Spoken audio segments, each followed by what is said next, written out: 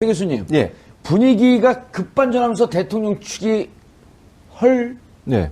그러고 있어요. 그렇죠. 예, 지금 2월 상황이. 23일까지 최종 의견서를 내라. 예, 그렇죠. 서면. 예, 서면으로 제출하라고 그랬어요. 그게 이제 어떻게 보느냐의 문제인데, 예. 국회 소추위원단 측에서는 그게 마지막 최종 변론이 되고, 그리고 나서 이제, 평의로 들어갈 것이다라고 지금 주장을 하고 있고, 근데 반대로 대통령 측에서는 이걸 어떻게든 좀 무산시키려는 시도를 보고 있는 것 같아요. 그러니까 대통령 측 변호인단은 오늘 또 뭘 갖고 나왔냐면요. 아까 그 노 변호사님 말씀하셨는데 국회에서 당원권이 정지된 윤상현 의원이 국회에서 토론회를 열었어요. 그 예. 토론회에 손범수 대리인단 측의 변호인이 맞죠? 손범규. 예. 네. 손범규 70년생이고 손범규, 예. 37기. 그렇죠. 이분이 참석을 해서 뭘 얘기했냐면 2,000개의 녹음 파일을 얘기했어요. 그 2,000개의 녹음 파일이 어디서 나오는 컴퓨터에서 나왔는데 고영태와 김수현이라고 하는 고영태 측근 두 사람이 통화한 내역이에요. 예. 오늘 말씀하신 런닝 찍고 노는 거 그거 기대하고 있어요. 나 지금 중요한 일을 앞두고 있는데 나 같이 엮어야 되겠네. 내가 제일 좋은 그림 뭐냐면 이렇게 틀을 떴다 한 몇 개 짜놓은 다음에 빵 터져갖고 날아가면 이게 다 우리 거니까 나는 그 그림을 짜고 있는 거. 근데 형이 아직 그걸 아직 못 잡았어요. 그러니까 그게 1년도 안 걸려. 1년도 안 걸리니까 더 힘 빠졌을 때 던져라. 예. 근데 이 내용을 보면 뭐냐면 고영태가 뭔가 최순실을 등에 업고 개인적 사익을 취하려고 했다고 하는 그런 내용들이거든요. 예. 근데 이걸 가지고 뭐라고 했냐면 이 2,000개를 다 들어봐야 된다는 거예요. 주장이 그거거든요. 아, 2,000개가 있긴 있어요? 팩트에 네, 의거는? 있어요. 네. 그건 팩트예요. 파일에 들어있어요. 예. 녹음 파일이. 근데 이게 고영태 개인 비리에 관련된 거예요, 이거는. 대통령 탄핵과 전혀 무관한 거거든요. 그러니까 최순실이 대통령을 등에 업고서 했던 온갖 잘못된 짓은 이미 증명이 됐고, 이 파일은 고영태와 김수현이라고 하는 두 사람 간의 녹음 파일이에요. 이게 예. 무슨 헌재의 판단에 전혀 영향을 미치지 않는 내용임에도 불구하고 이걸 가지고서 이걸 다 들어봐야 된다고 주장을 하면서 지연하려고 하는 시도를 하고 있는 거죠. 그러니까 헌재가 어떤 형태로든 빨리 끝내려고 하는, 그러니까 직권으로 빨리 끝내려고 하는 스텝을 가고 있는 것에 대해서 대통령 변호인단은 그걸 막으려고 하는 온갖 수단과 방법을 다 쓰고 있는 거죠. 예. 이게 명백한 지연 전술이라는 지연 거예요. 연출. 예. 예. 노 변호사님. 네. 저 이제 고영태 씨와 이제 직접 그 형사재판에서도 둘이 그 대면 설전을 벌였고요. 네. 대통령이 1월 1일서부터 엮였다 이런 표현을 쓰기 시작하고 네. 1월 26일날 정규제 TV에 나와서 무언가 음모가 있다. 네. 거대한 음모가 기획돼서 오래전서부터 네. 그게 이제 이른바 고영태가 최순실로부터 돈을 빼먹으려고 그랬다가 그게 이제 2014년서부터 기획했다가 이게 잘 안 되니까 이 사건을 만들었다. 네. 이 그 그림을 만들어가고 있는 과정이거든. 그래서 지금 전체적으로 대통령은 역겹고 최순실도 역겹고 그렇죠. 그리고 이 주범은 고영태고 그리고 고영태는 신용불량자이고 심지어는 최순실과 불륜관계에 있고 이렇게 진흙탕 싸움으로 몰고 가려고 그랬는데 그렇게 많이 덤볐는데 고영태한테 졌단 말이에요. 그렇습니다. 네. 그리고 헌재도 딱 보면 쓸데없는 질문을 하고 그러니까 아 당신들 이렇게 그냥 신속은 빼고 공정한 심리를 계속 하려고 하는데 이제 안 되겠다. 네. 이렇게 판단한 거 아닌가요? 그렇죠. 원래 이제 원래 신속 공정 두 가지가 되게 중요한 키워드인데. 그렇죠. 그 충실성까지 놓단 말이에요, 이번에는. 그렇습니다. 근데 이제 박한철 헌재소장이 나가시기 전에 말씀하신 부분이 예. 이 헌재 재판관 9명의 숫자라는 게 중요하기 때문에 본인은 나가지만 어쨌든 8명이라도 빨리 심의를 해서 끝내야 된다고 말을 하니까 예. 거기에 대해서 대통령직 변호인단들이 국회하고 뭔가 커넥션이 있는 거 아니냐. 왜 여기서 빨리 하는 것만 중요하게 여기고 공정성을 지금 문제 삼게 만드냐. 먼저 이런 얘기를 했었단 말이죠. 예. 그러다 보니까 이정미 재판관이 박한철 소장 나간 다음에 신속성 얘기를 안 해요. 그러니까 안 한다는 것은 빨리빨리 하세요. 뭐 하세요. 이렇게 체근하지 않고 일단은 대통령직 대리인단이 요구하는 바를 다 들어주는 것처럼 모션을 취하죠. 예. 그래서 17명 증인 신청 물론 중복되는 사람도 있고 계속 안 나오는 사람도 있지만 일단은 다 받아들여 줬다가 그중에서 8명에 대해서만 받아들여 준 거잖아요. 예. 그러니까는 대통령 측 변호인단 측에서 공정성 시비를 하기가 조금 어려워지는 국면이 점점 생겼단 말이죠. 예. 그래서 결론적으로 어제 있었던 재판인가요? 거기에서는 그 이정미 재판관이 공정성 시비를 더 이상 차단하기 위해서 날짜를 못 박아주고 이때까지 정리해주고 이렇게 한 거죠. 이 증인신문이 22일까지예요. 네. 그 다음에 23일까지 서면을 내라 그랬어요. 그렇게 된다면 만약에 대통령이 나올지 한번 의논해보겠다. 말들도 네네. 애매하게 해요. 네, 그렇습니다. 나오겠다도 아니고 네. 나올지 한번 출소할 것을 한번 의논해보겠다 하면서 어제 또 이제 당하면서 또 잽을 날렸단 말이에요. 도망가면서. 네, 그렇습니다. 네. 그러면 그 이후에 일정을 한번 그 유추해보면 어떻게 될까요? 그러니까 제가 봤을 때는 그래 원래는 준비 사면은 언제까지 정리해서 내세요라고 하면 그날이 사실은 변론 종결일이거든요. 원칙적으로 일반적으로는. 예. 그러니까 최후 변론도 그때 하나요, 그러면? 그렇죠. 뭐 최후 변론이 뭐 그렇게 긴 것도 아니고 예. 그냥 그날 와서 한마디씩 하면 되기 때문에 그래서 저는 23일을 그럼 기준으로 해서 변론을 종결하려고 하나보다 생각을 했어요. 예. 그렇게 되면은 이제 3월 13일 전에 당연히 3월 9일 정도에 선고 나는 게 이제 자연스럽거든요. 예. 그렇게 예측을 했는데 지금 변수가 항상 있듯이 박 대통령이 나오냐 안 나오냐가 변수가 되잖아요. 그렇죠. 그렇게 되면 제가 봤을 때는 만약에 박 대통령이 나온다고 할 때 날짜를 3월 2일 정도로 주장할 가능성이 있어요. 왜냐하면은 23일이 목요일이고요. 그 다음에 월요일이 27일, 28일이 이제 화요일이고 끝이 나잖아요. 예. 3월 1일이 3일절이고 그러면 3월 2일밖에 이제 안 남아서 제가 보기 대통령이 3월 2일 날 나온다고 할 가능성이 있거든요. 예. 그러면은 헌재에서 그걸 안 받아들여지면 또 공정성 시비에 그렇죠. 어떻게 운운할 테니까 일단 알았다고 받아들일 가능성이 있고요. 전제를 받지 않을까요? 이때 나오지 못하게 되면 더 이상 예. 받아들이지 않겠다. 그렇죠. 그렇게 해서 전제를 깔고 받을 수도 있고 전제를 안 깔고 받았다가 그날 만약에 안 나오면 그때 다시 그러면 3월 판결하는. 6일이 월요일이거든요. 예. 3월 6일까지 한 번 더 기회를 주는 거죠. 아하. 공정성 시비를 더 차단하기 위해서. 예. 그래서 그때까지 안 나오면 이제는 더 이상 안 받아준다. 이래도 되거든요.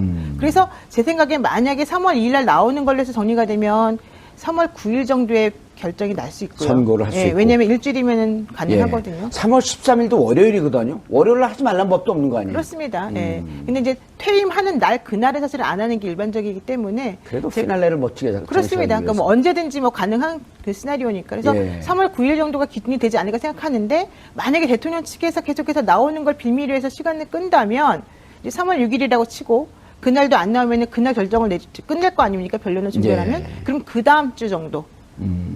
그게 바로 3월 13일입니다. 예. 예. 그때 정도에 이제 결정을 내릴 가능성이 있습니다. 예. 선고를. 최 교수님. 예. 예. 아니, 왜냐면 지금 이정미 재판관이 마지막 나가기 전에 평의에 참석해서 투표만 하면 돼요. 예. 그러니까 나중에 3월 13일이 지나서 결정문을 만들고 발표한 건 그 뒤에도 해도 되고 그렇죠. 이정미 재판관이 3월 13일까지 평의 끝에 찬성이냐 반대냐 인용이냐 기각이냐 둘 중에 하나를 선택하는데 참여만 하면 이정미 재판관이 퇴임을 하셔도 예. 이름도 올라가게 돼 그렇죠. 있기 때문에 3월 13일 전까지 회의만 끝나면 돼요. 사인만 못해요. 그렇죠. 퇴임으로 서명 불능. 그렇죠. 그런데 누가 대신하면. 예, 그렇게 돼 있잖아요. 그러니까 전혀 문제가 없고 저는 대통령이 나오는 문제도 고민을 많이 할 것 같아요. 만약에 대통령이 거기 나와보세요. 국회 소추인단이 어떻게 질문을 하겠습니까? 그게 또 다 인터넷에 생중계돼요. 그렇죠. 온라인으로. 네, 야. 그러니까 온라인 시청률 한 30% 가는. 그럼요. 거기는 그러니까 그걸 정봉주의 품격 시대에서 해야 되는데 안 그렇죠. 하니까. 회의적으로. 그러니까 문제는 뭐냐면 그렇게 되면 전 국민 앞에서 본인의 치부가 드러나잖아요. 그러니까 고민을 할 거예요. 제가 볼 때. 그러니까 마지막 수단으로 쓸 수는 있지만 그게 쉽사리 나오는 나오죠. 게 예. 쉽지 않을 수도 있어요. 근데 제가 봤을 때는 그리고 질문과 답은 예. 문장과 문장으로 하는 거거든요. 그렇죠. 근데 단어 열고 하는 거는 문장이 아니잖아요. 네, 맞습니다. 예. 그렇게 말씀하시면 나중에 심의 안 걸리십니까? 여기는? 괜찮습니까? 누가 심의랍니까? 심의위원장을 바꿔버리죠? 아니, 근데 잠깐만. 말씀하신 게 다 맞는데, 예. 제가 보기엔 걱정을, 국회 수치인단에 대해서 걱정하는 것도 있겠지만, 그보다 더 걱정스러운 거는 재판관들에 대해서 걱정해야 될 것 같아요. 아, 그분들이 예리하더라고요. 그렇습니다. 질문이. 어제 강일원 재판관 같은 경우에 질문하는 예. 거 보십시오. 그렇게 선의로 좋은 마음으로 했다면서 왜 증거인멸을 너는 자꾸 시도했느냐. 대답 아하. 못했잖아요, 이준영 예. 변호사가. 예. 그 다음에 KD 코퍼레이션에 그 사람 왜 꽂아줬느냐. 그렇게 유능한 인재라면 공공기관에 꽂으면 되는 거지 왜 사기에 왜 이렇게 꽂아줬느냐. 이런 얘기도 했었단 말이죠. 예. 그 다음에 정호성 비서관으로부터 뭔가 이렇게 뭐 나왔다. 그 KD 코퍼레이션 관련된 뭐 내용을 예. 받았다. 근데 왜 최순실을 모른다고 하느냐. 이런 질문을 계속 했단 말이에요. 근데 대통령 측 변호인단이 대답을 전부 다 못하고 확인해 보겠습니다. 이런 식으로 얼버무렸거든요. 예. 그러니까 핵심적인 질문을 대통령에 대해서 할 수 있는 사람들은 사실 국회 소추인단들보다는 아마 재판관이 아닐까. 근데 그러면 그거를 그 사람들이 당해낼 수 있을까? 특히 대통령이 당해낼 수 있을까? 이렇게 하겠죠. 7시간 동안 뭐 했는지 왜 기록을 내라니까 안 냅니까? 그러니까, 그게 그래서, 네. 7시간, 예, 그렇습니다. 그렇게 끝날 가능성이 예, 그렇게 있죠. 끝날 가능성이 높죠. 그러니까 어제도 이정미 재판관 지금 말씀하신 강일원 재판관도 그렇게 얘기하면서 마지막에 강일원 재판관이 뭐라 그랬냐면요. 제가 질문한 거 하나도 답변 못했습니다. 이렇게 마지막에 또 비수를 꽂았어요. 어허. 그리고 이정미 재판관도 자꾸 회사 직원 월급에 관련된 질문을 하는 거예요. 그게 무슨 탄핵 소추와 그렇죠. 무슨 연관성이 예. 있습니까?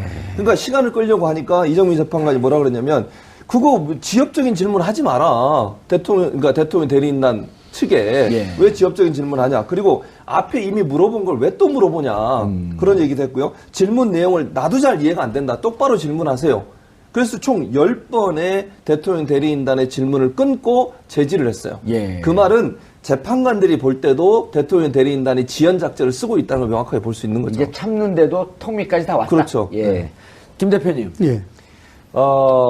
기자들도 이게 기각되는 거 아니냐라고 하는 그 분위기를 그 최근에 들어서 많이 기사가 나왔단 말이에요. 예, 예. 어제 분위기 보고는 특히 이제 이 상황을 객관적으로 보는 기자들의 입장은 좀 어떤가요?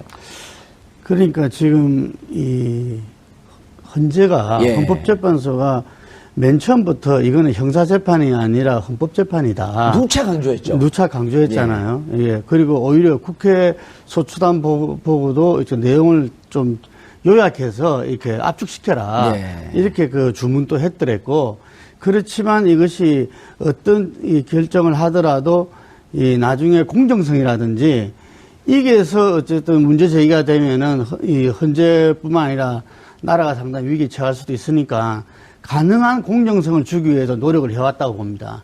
이게 그런 부분. 그리고 대통령 측 대리인에게 더 많은 기회를 주려고 더 노력했고. 많은 기회를 줬고, 그래서 실제로 대통령 측에 끌려가는 거 아니냐. 예. 이런 우려도 나오면서 지금 우리가 이 평상시와 달리 이정미 재판관이 3월 13일 퇴임이라는 일자가 있기 때문에 예. 이게 더 밀려버리면 큰일 난다. 하는데 점차 여러 가지 부분들이 시간 끌기가 적용되지는 예. 이런 우려를 많이 했더랬는데 어제 그런 부분들을 저는 다 좀 일소했지 않나 이래 봅니다. 현재 재판관들이 하나하나 지적하는 것이 지금 이것의 이 본질을 갖다가 정확하게 꿰뚫고 있다.